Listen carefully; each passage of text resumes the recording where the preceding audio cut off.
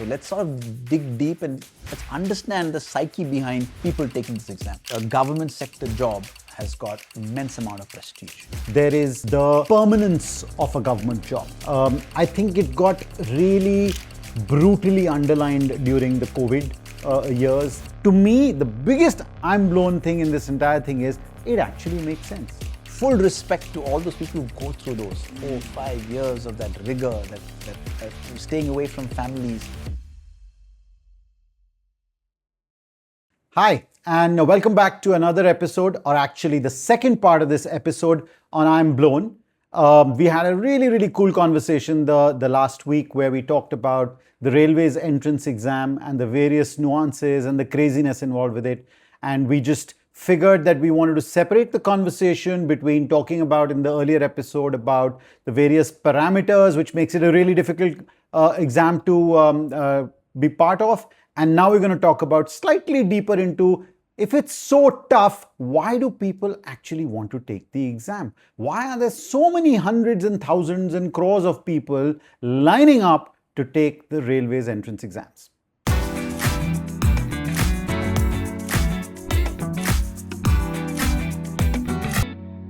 Atul, 3 crore or 30 million people are waiting to take the railway exam. We spoke last time about why this exam is the toughest in the world, but what really intrigues me is why would so many people want to take this exam? The sheer number, I think it's a record number, that want to take this exam. And I can think of many reasons. So let's sort of dig deep and let's understand the psyche behind people taking this exam.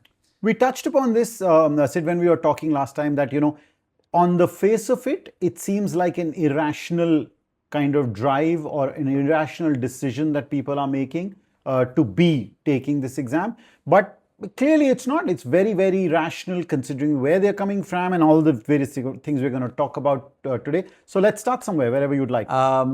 First, foremost, I mean, we know in India that a government sector job has got immense amount of prestige. Indeed, yeah. Especially in smaller towns and villages, getting a job in a government institution, be it the bureaucracy, be it the banks, and of course now be it the railways, really holds a lot of value.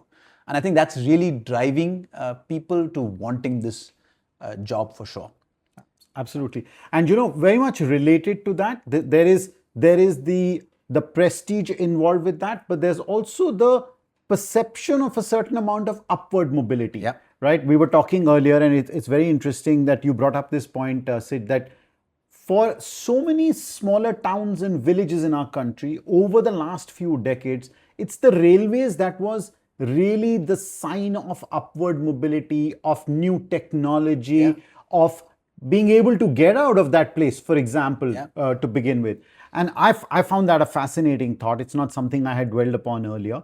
And that must be something that over the generations still very much exists in people's mind. That the railways are so cool because they can take you all over the country and then eventually beyond. Yeah, I mean, I've visited the villages of India for the last 30 years. And if I remember going back 30 years back, these were huts. There was largely landless labor, people who work in other people's farm. The only mobility the only sort of form of transport was the bullock cart, or you're walking on 2 legs. And in that little village, there used to be a railway track that passes by. So just imagine that you're seeing this unique technology, at least unique to those people, and that sort of psyche that wow, this is the railways, and my child works on this railways, brings a lot of prestige. It was greater access to government, or the feel of the fact that you're working in a government job through that sort of. So this, I think that's passed on. Of course, today in villages you will see 2-wheelers and 3-wheelers. It's different. But I think there's a sort of baggage from that side that this is a very prestigious place to work for. Definitely, the railways scores over many other places just for that. And I think, of course, I mean, along with that is, which we are well aware of, and it's well documented and chronicled, that there is the permanence of a government job. I think it got really brutally underlined during the COVID years, when a lot of people in the private sector lost their jobs, and we all read about and saw so many migrant workers from private Yeah. jobs having to move back to their villages from large cities and so on. And that completely underlined for people in that strata of society that a government job is really the only sign of true permanence and true kind of surety of a job in your life. And I think that has a massive factor of why people want to go after this. Without doubt. And the only debate that I have for that is, while I know the COVID has accelerated that thought, but I remember talking to villagers about 20 years back, just when the economy was sort of bustling, and you had villagers in villages of 10 to 20,000 population having their children go to the next town center, which could be not more than 50K population. They always said, that's a sign of progress that my child is going to the nearby town. Right. But I fear that he or she will not feel good living in that town. That my bubble of the village is keeping him safe. So they're obviously much less risk averse in those kind of places. And therefore a government job is really risk free, because once you get in, very rarely do you really have, you lose your job in the government. At least that's what it used to be. I don't know how it is now. And therefore, yes, permanence plays a huge role in driving the need to sort of apply for a railway or a UPSC or a bank job for that matter. So that's very, very clear. Yeah. What about social acceptance? Does that have a role to play there? In terms of, we've talked about marriageable levels and dowry and all of those factors come into play. That's important too. Whether we like it or no, I remember the story when I was working in this organization, and there was this gentleman who used to work in sales on the field, and he was going to get married. And before he went for marriage, I remember him coming to my room and we were having a chat, and I was wishing him all good luck. And he says, what? I'm going to get a Honda City. So I'm like, what do you mean? How do you know that? He says, wo to price hai, sir. For a private job, that's the price. So every job has a certain price that is attached to the groom. Whether you like it or no, that's the reality there, and it's not the best practice. But I think that's cues status, right? So a government job, cues I'm status. sure there are similar things, unfortunately, in the government job situation as well. But if you just sort of step back, it's a sign of status, and therefore the government job gives them that sign of status. So so permanence, prestige, status, they all sort of play a role in a lot of people applying for this job. Yeah, it's quite fascinating. The other thing that I realized when I sort of researched a little bit is also about access. Now, the eligibility criteria to apply for the railway job. Right. For some of them, like I said in the last episode, there are 4 exams. For 2 of those exams you just need to pass 10th. Wow. Right? Wow. So that's, you can do it much easier. Much comparatively. easier. Right. Okay. So you can drop out after the 10th and you can apply for a railways job. Right. It's not the case for UPSC, because in UPSC, graduation you need to be graduate, at the very right? minimum. Right. And I think that's true for a lot of government jobs. Banking is another one we were talking about, PSU banks, even PSU jobs. I'm sure they go well beyond that. And that's one level of access. The other type of access is the syllabus. Correct. The kind of exam you're having to study for. In the case of the railways exam, it's a really difficult exam, but relative to the UPSC and to the banking and other PSU jobs, it's a much easier exam to take. And as a result, people find, let me just go with this, and the numbers attracted become far greater. Yeah, I'm sure there's a perception. We know that the UPSC exam is tougher from the depth and the width. We spoke about that. And there's definitely a perception which people believe that, UPSC is tough to crack. It's a very, very tough exam. This is relatively easier. And not just relatively easier, there are 4 different exams. That interesting article which said that this person tried to be a train driver, and there's this particular exam for a train driver, and he did that and he failed. Right. The next time he gave an exam, which of course was 5 years later, he decided that, let me go easier. Let me go for the Group D exam, which is a little easier exam. So he had the safety of choosing the exam as well. And so it was important to have a railways job, whatever level that might be, and as a result it will have a little easier, though the numbers may be more or whatever, but the exam might be easier, and he's able to then kind of crack that. You're right, but the point I'm trying to sort of drill down is, I think people feel that when they get into this railway exam process, they have greater control which exam to choose from. right? So that sort of helps saying that, UPSC is a one shot, but here I can choose between the three exams. So sheer accessibility is greater. Sheer accessibility. Doubling down on accessibility, it's the only exam that's, the first entry point of the exam is multilingual. Apparently, you can run it in 15 languages. That will have a massive impact on accessibility. Yeah. I don't believe that's the case with UPSC. I think the first entry level exam only exists between English and Hindi. In Hindi, okay. But the fact that this is multilingual and run by separate boards in many ways across each state board, right. I think drives greater access. Yeah, absolutely. And at the state level, language plays a massive role, and a lot more people would be able to take the exam.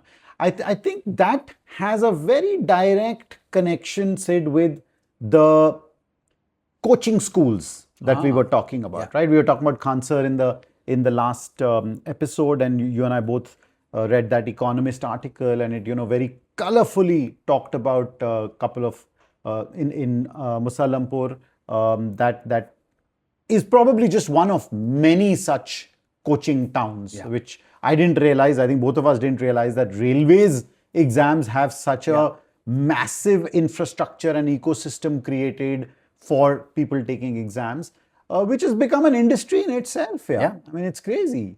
And I think this entire ecosystem kind of fuels hope. When I was going down Kota, you could see these hoardings with children who've got through IIT. When you go through that, in your psyche, you believe that I can do that too. And I'm assuming in these coaching centers in Musallampur, where there are hoardings and it's driving the ecosystem, people who go there says, I have hope too. Interesting enough, when I checked, the assumption I had was while the sheer number of applications have gone up, sheer number of applications are really high in the railways, which is close to 3 crores.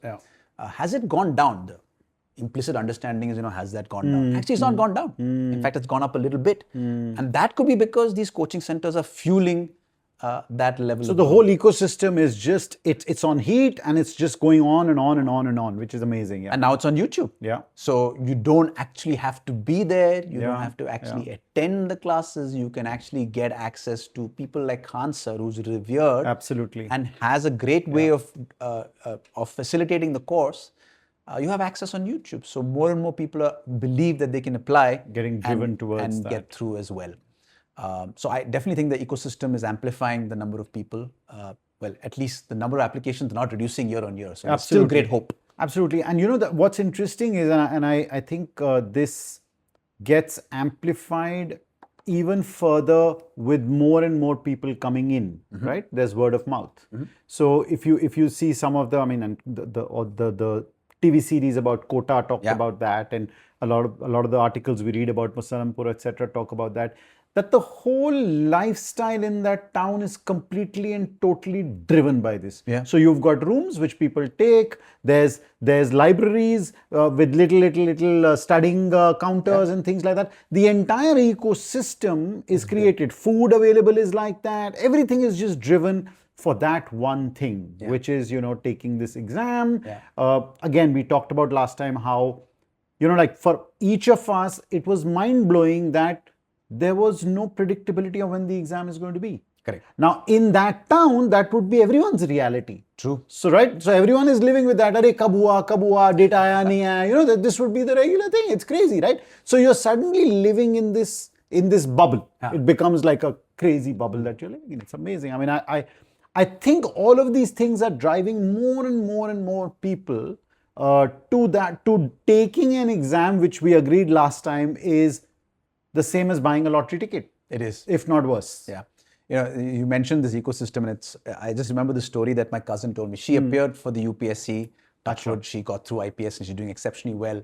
But I remember she's a Bombay girl who moved to Delhi, and there's an ecosystem of UPSC in Karol Bagh. Right. And from time to time, she used to come home and say, I want to get away from that. And she says that take a break. And she felt that environment, that ecosystem that's created, is incredibly toxic. She told me of a story of her studying and another person coming in and talking to her for 2-3 hours. Now, the reason why that person spoke to her for 2-3 hours is, guess what? To disrupt her studies? To disrupt her studies. It was that competitive. So, I mean, I can't imagine. I remember going through CAT, and that is toxic. It was horrendous. But just the sheer number of people and the competitiveness, I can only imagine what Musallampur and Kota Yeah. will be like. But I'm only hoping that this was an off story and not reality. But we don't Yeah, know. no, I'm sure, because there will always be anecdotal things like this, which are anomalies or not. I mean, but the entire string of this story has completely mind blown me in that sense, Sid. I really felt I'm blown. And like you and I were talking, that one was the first level of I'm blown, that, there are 30 million applications for these 4 railway board exams. It started with that, and then going into the levels of the various I'm blown moments right through the process of understanding how this exam works, and why, to me, the biggest I'm blown thing in this entire thing is it actually makes sense.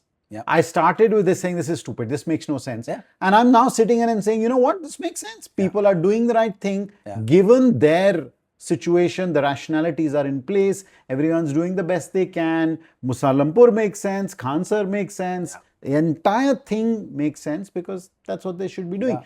It is a bit toxic because we talked about, cheating and the exam papers getting leaked, and unfortunately we've read about some students taking their own lives and things like that, which obviously means that it's super toxic, and maybe there should be some guardrails around that, but honestly I don't see how. But it actually makes sense, the overall the ecosystem kind of makes sense in that sense. It's an I'm blown moment for sure. And I left this episode feeling incredibly privileged, but Yeah, also that too. full respect to all those people who go through those 4-5 years of that rigor, that staying away from families. And a lot of these families give up a lot to make sure that they spend there. So full respect to all those people who go through the exam. I'm going to keep my eyes and ears open on entrance exams. I'm going to get to know a lot more. That's true. But it's been fascinating 2-part series on what many people are calling the world's toughest exam. And I tend to agree. Amazing. I have to agree. Awesome. Thank you so much for joining us. I hope you had a great time listening to these 2-part series on the world's toughest exam. We'd love to hear your comments on any other exam that you believe could be tougher than this. Otherwise, we look forward to seeing you guys next week. We'll be back with another I'm blown moment of some kind and kind of rip that apart and tell you more about it. See you soon.